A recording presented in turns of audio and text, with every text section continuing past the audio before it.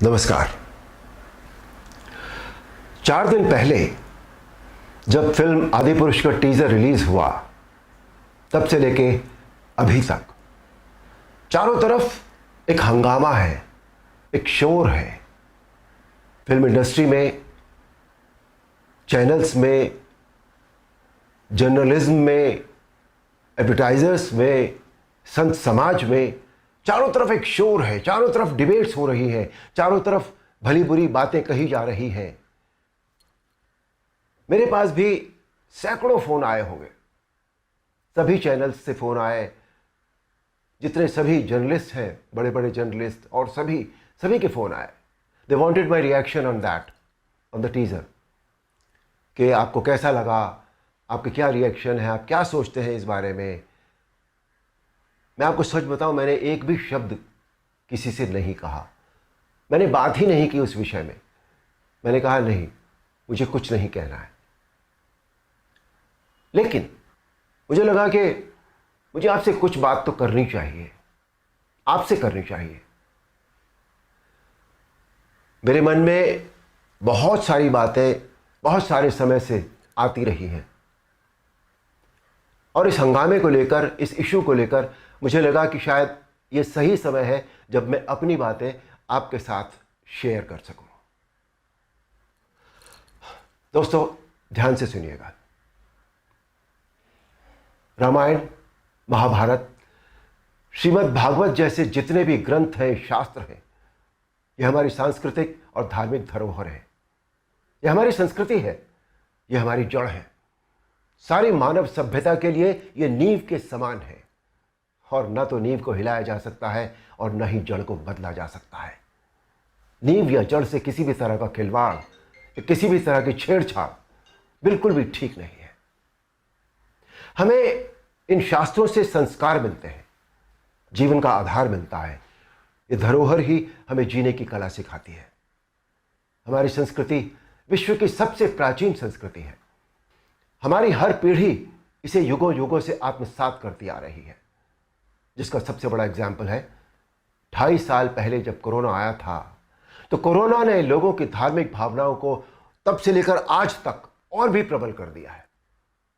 हमारी धार्मिक परंपराओं और मान्यताओं को और अधिक पुष्ट किया है इस महामारी ने। टीवी पर जब धारावाहिक रामायण प्रसारित हुई थी कोरोना के दौरान, तो रामायण ने एक विश्व रिकॉर्ड बनाया। आप सब जानते हैं, हम सब जानते हैं, ये एक बहुत बड़ा संकेत है हमारी मान्यताओं और परंपराओं की प्रामाणिकता का।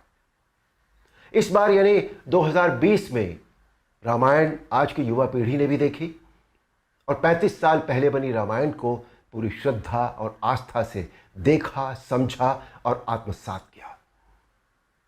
आज जो बेहिसाब लोग मुझसे मिलते हैं, उनमें सबसे ज्यादा संख्या टीनेजर्स की होती है। दोस्तों, 500 साल के संघर्ष, अथक प्रयत्न और जद्दोजहद के बाद, न जाने कितना रक्त बहाने के बाद, हमें राम मंदिर के पक्ष में निर्णय मिला, और वहां एक भव्य मंदिर का निर्माण हो रहा है, जो 2024 तक पूरा भी हो जाएगा। अप्रिशिएट करने वाली बात यह है कि मंदिर को भव्यता देने के साथ साथ उसकी आत्मा और मौलिकता को ज्यों का त्यों रखकर यह मंदिर बन रहा है। हमें अपनी सभी सांस्कृतिक और धार्मिक धरोहरों और मान्यताओं को जैसी वो है वैसी ही बनाए रखना चाहिए।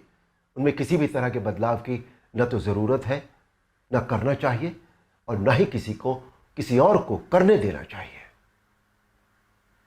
भला कोई अपनी नींव हिलाता है क्या? कोई अपनी जड़ें बदलता है क्या? हमारी इन धार्मिक सांस्कृतिक मान्यताओं और परंपराओं को किसी भी तरह का कोई नयापन देने की आवश्यकता नहीं है। देखिए, मेरा प्रयास और कर्म तो यही है कि मैं इस जनरेशन को और अगली पीढ़ी को भी वही सिखाऊं, वही बताऊं, वही दिखाऊं जो वास्तव में सत्य है, शाश्वत है और सनातन है। एक बात और सोचने वाली है, किसी और धर्म की परंपरा या मान्यता में जब किसी भी प्रकार का बदलाव या नयापन नहीं किया जाता, तो हमारी सनातन धर्म की मान्यताओं परंपराओं के साथ छेड़छाड़ आखिर क्यों? आजकल ये चलन सा बनता जा रहा है कि सनातन धर्म का मजाक बनाओ। देवी देवताओं के ऑब्जेक्शनेबल पोस्टर बनाओ, अभद्र भाषा में बोलता हुआ दिखाओ। आखिर किसने अधिकार दे दिया कि कोई हमारी धार्मिक आस्था से छेड़छाड़ करे या हमारी भावनाओं को ठेस पहुंचाए? कुछ फिल्म मेकर्स,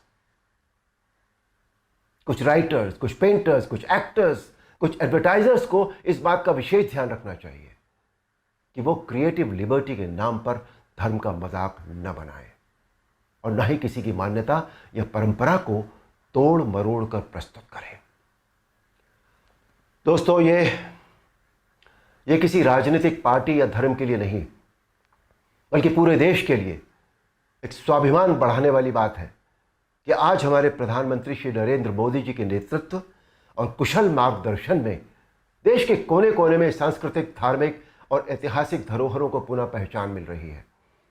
स्थान स्थान पर कॉरिडोर बनाए जा रहे हैं जिनसे हमारी इन धरोहरों की रक्षा भी हो रही है, उनका पुनर्निर्माण भी हो रहा है, साथ ही उनकी मौलिकता भी यथावत रखी जा रही है। मोदी जी, ये देश सदैव आपका ऋणी रहेगा। मेरा अनुरोध है आप सबसे कि आप सब पूरी सक्रियता और जागरूकता के साथ अपनी अमूल्य सांस्कृतिक, धार्मिक मान्यताओं और धरोहरों को सहेज कर संभाले रखने का संकल्प करें और दूसरों को भी इसके लिए प्रेरित करें। धन्यवाद। नमस्कार।